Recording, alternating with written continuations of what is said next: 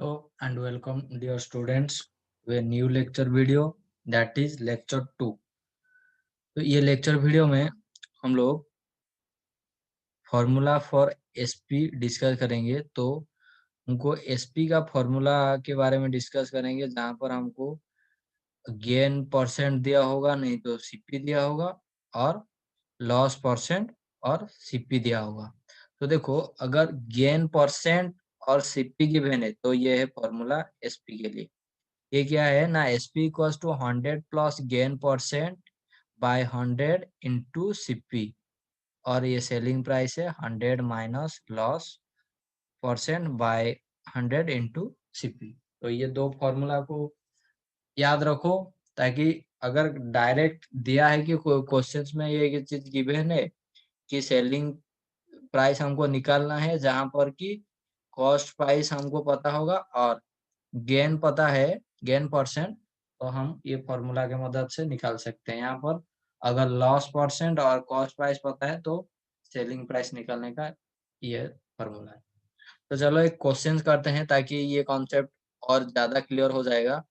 तो ये देखो क्वेश्चन, क्वेश्चन फर्स्ट में क्या है, find SP when cost price equals to 56.25 rupees and gain equals to 20%।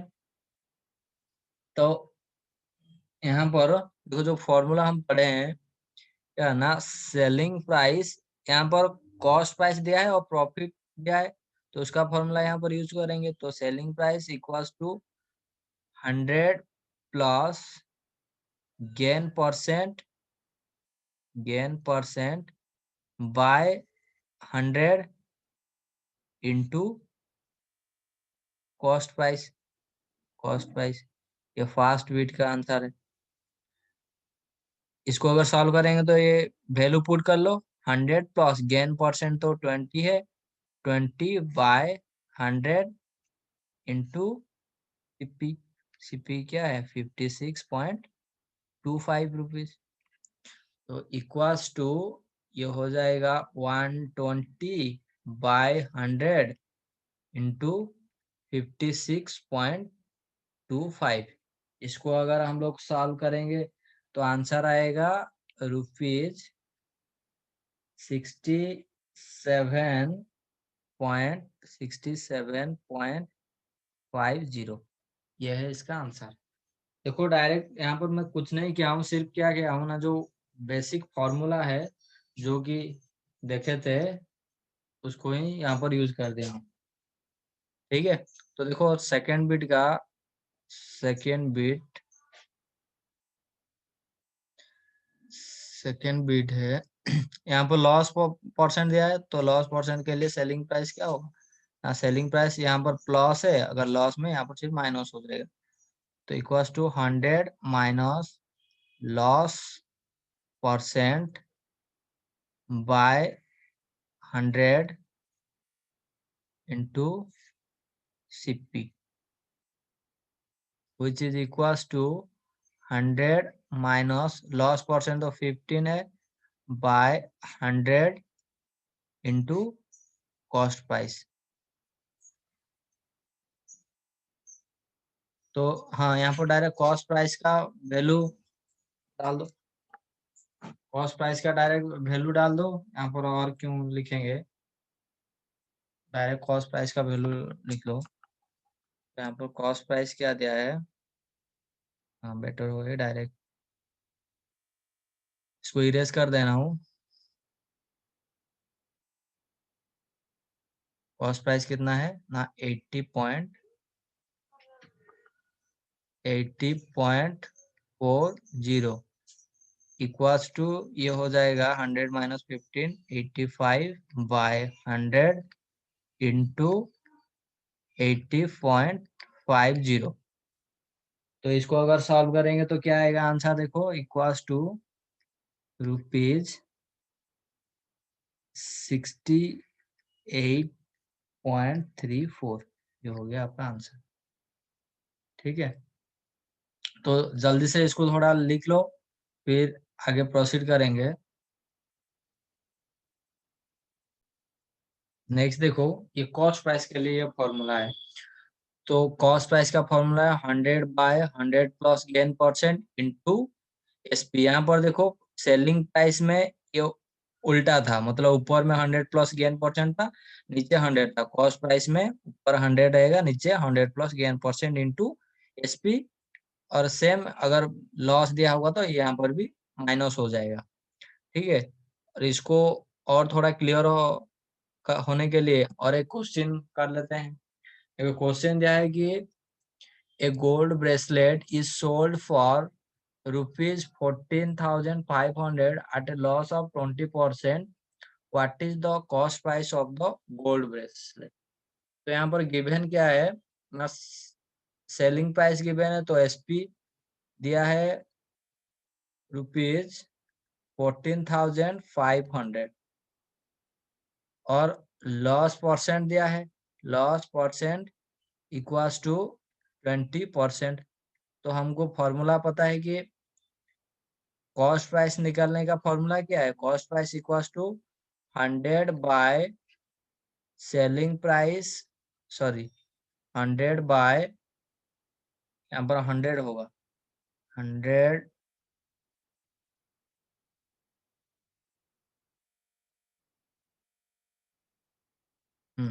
यहाँ पर 100 by 100 minus loss percent into होगा selling price into SP, which is equals to 100 by 100 minus loss percent दिया है 20, तो 20 into selling price 14,500 rupees. तो इसको और simplify करेंगे तो ये आएगा 100/80 इंटू 14,500 रुपीज। तो इसको अगर हम लोग सॉल्व करेंगे तो आंसर आएगा 18125 रुपीज। ये हो जाएगा हमारा आंसर। ठीक है, तो नेक्स्ट देखो यहाँ पर क्या दिया है ना, इसको इम्पोर्टेंट नोट्स है, इसको याद रखो। फास्ट है कि if an article is sold at a gain of से 35%, then selling price equals to 135% of SP plus selling price का वन, सेलिंग प्राइस जो होगा वो कॉस्ट प्राइस का 135%। ठीक है, इसको और थोड़ा डिटेल्स में समझते हैं। देखो यहाँ पर दिया है कि गेन इक्वल्स टू 35%। तो ये गेन इक्वल्स टू 35% मतलब क्या है ना, अगर कॉस्ट प्राइस, यहाँ पर अगर कॉस्ट प्राइस 100 रुपीज है तो गेन हो रहा है 35, हाँ कि नहीं। अगर ये है क्या कॉस्ट प्राइस अगर 100 रुपीज है तो ये प्रॉफिट होगा 35, ये प्रॉफिट है, प्रॉफिट होगा 35।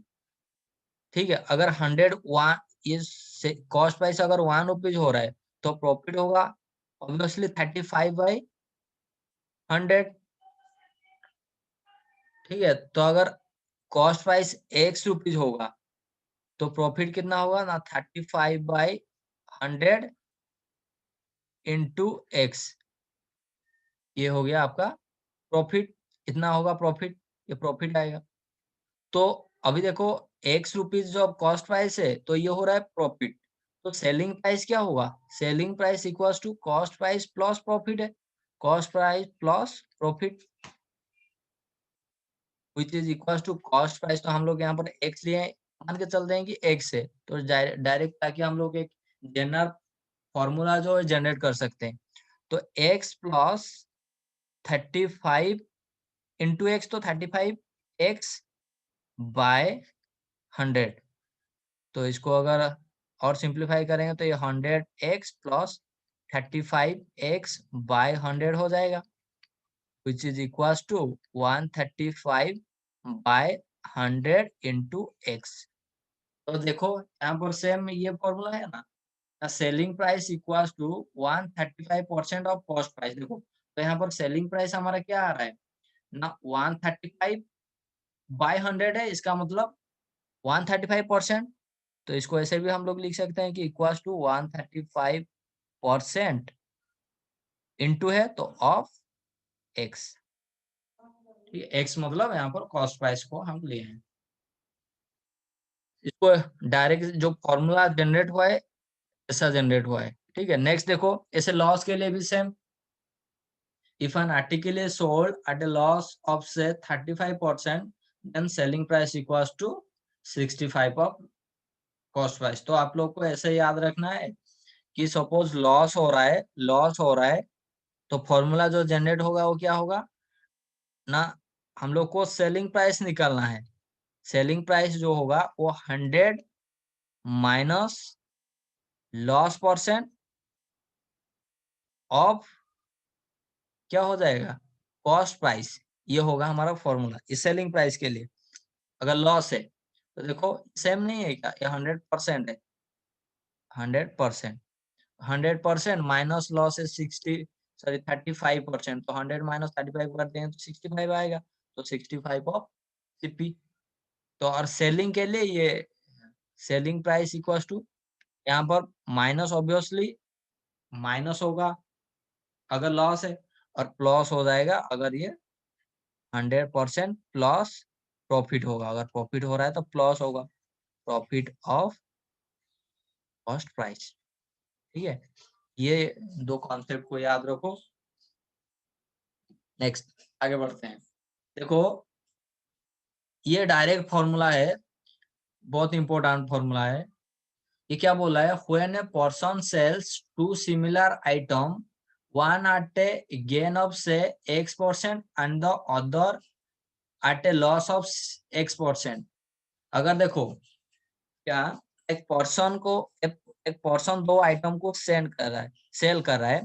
सपोज एक ये आइटम 1 है और आइटम 2 है, ये देखो सेम टाइप का आइटम, और जो फर्स्ट आइटम में सपोज ये पर्सन x% प्रॉफिट कर रहा है, x% प्रॉफिट कर रहा है, और ये सेकेंड आइटम जो कि सेम टाइप का है, इसका मतलब सेलिंग प्राइस दोनों का सेम है, लेकिन एक में हो रहा है कि प्रॉफिट x% और यहाँ पर लॉस x% है, लॉस x%। तो हमेशा याद रखो, इससे यहाँ पर कंफ्यूज मत होना कि अगर प्रॉफिट x% हो रहा है और लॉस भी x% हो रहा है तो नो लॉस नो गेन, ऐसा नहीं होगा। हमेशा क्या होगा ना, इसका रिजल्ट हमेशा आएगा लॉस में। अगर सेम प्रॉफिट परसेंट सेम है और लॉस परसेंट सेम है तो हमेशा रिजल्ट में आएगा लॉस। लॉस जो होगा उसका लॉस परसेंट का फॉर्मूला ये है, loss percent equals to x/10 का पावर 2, x/10 का पावर 2 मतलब इतना परसेंट लॉस होगा, ठीक है। यहाँ पर देखो कोई चीज लिखा गया है कि लॉस परसेंट क्या होगा, कॉमन लॉस और गेन परसेंट, मतलब जो कॉमन चीज है वो लॉस हो रहा है, यहाँ पर जैसे हम लोग लिए x% यहाँ पर गेन हो रहा है और लॉस भी x% हो रहा है, तो दो सेम चीज जो गेन या लॉस हो रहा है उसी को यहाँ पर लिखेंगे। तो यहाँ पर x है तो x/10 का पावर 2 हो जाएगा, ये हो जाएगा तुम्हारा लॉस परसेंट, इतना आ जाएगा। चलो एक क्वेश्चन इसका रिलेटेड कर लेते हैं। यहाँ पर जैसे दिया है कि if a item sells at 10% profit and the same item at 10% loss, what is the total loss और गेन। तो हमको फॉर्मूला से पता है कि हमें लॉस ही आएगा, और लॉस क्योंकि सेम देखो प्रॉफिट परसेंट जो है लॉस परसेंट भी वही है। ये क्वेश्चन में क्या लिखा है देखो, if a item sells at 10% profit, एक आइटम को हम लोग 10% प्रॉफिट से बेच रहे हैं और दूसरा को एंड द सेम आइटम, उसी आइटम को 10% लॉस में बेच रहे हैं, तो जो what is the total loss और गेन, टोटल में जो ओवरऑल हम लोग का टोटल लॉस या गेन कितना होगा। तो हमको पता है कि अगर दोनों प्रॉफिट परसेंट और लॉस परसेंट सेम है तो हमेशा लॉस ही आएगा। लॉस लॉस परसेंट निकालने का फॉर्मूला हमको पता है क्या, कॉमन लॉस और गेन परसेंट, कॉमन लॉस और gain percent, gain percent by 10 whole to the power 2। Which is equal to, देखो यहाँ पर कॉमन लॉस और गेन परसेंट कितना है 10-10, तो यहाँ पर 10 देखो, और 10% मत लिखना, सिर्फ 10, क्योंकि परसेंट में ऑलरेडी है। तो 10/10 होल टू द पावर 2, तो 10/10 हो गया 1 का स्क्वायर, तो 1 का स्क्वायर ऐसा होता है 1 into 1, मतलब अगर यहाँ पर 2 होता तो 2 into 2 आंसर होता, मतलब स्क्वायर मतलब वही सेम चीज 2 टाइम्स मल्टीप्लाई हो जाएगा, तो आंसर कितना आएगा, हाँ 1%, तो गेन परसेंट हो गया 1%। ठीक है, डायरेक्ट ये फॉर्मूला को याद रखो, और अगर क्वेश्चन आपको ऐसा मिल रहा है, इसी टाइप का क्वेश्चन अगर मिल रहा है, तो डायरेक्ट ये फॉर्मूला को यूज कर लेना है। आगे प्रोसीड करते हैं। देखो ये असाइनमेंट 2 है आपके लिए। तो फर्स्ट क्वेश्चन है, if a man sells a t-shirt at rupees 500, he will incur a loss of rupees 40. At what price should he sell it to make a profit of 50?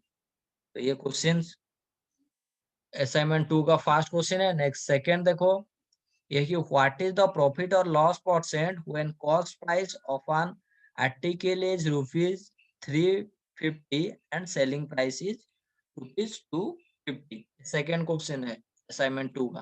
Next third question ये है, इस Carlo sold a mobile phone at the cost of rupees 1950 at a loss of 25%. At what cost he she have to sell it to get a profit of 30%? ये third question था। Next four question ये है कि if an article is sold eight 200% profit, then the ratio of its cost price to its selling price will be, first option दिया हुआ है। First option है 1:2, second option है 2:1, third option है 1:3, और लास्ट ऑप्शन है 3:1। नेक्स्ट ये last question है, क्या है कि if loss is 1/3 of selling price, दस लॉस परसेंट इज, ए में दिया है 6 होल 2/3%, 20%, या 25% होगा, या 33 होल 1/3% होगा। तो ये 5 क्वेश्चन को करके रखना है। नेक्स्ट क्लास हम जो ये 5 क्वेश्चन को डिस्कस करेंगे, और किसी को अगर कुछ भी ये लेक्चर वीडियो में प्रॉब्लम है या कुछ समझ में नहीं आया, तो हम लोग नेक्स्ट क्लास में उसको और दोबारा उसको डिस्कस कर लेंगे। तो आज के लिए इतना ही रखते हैं।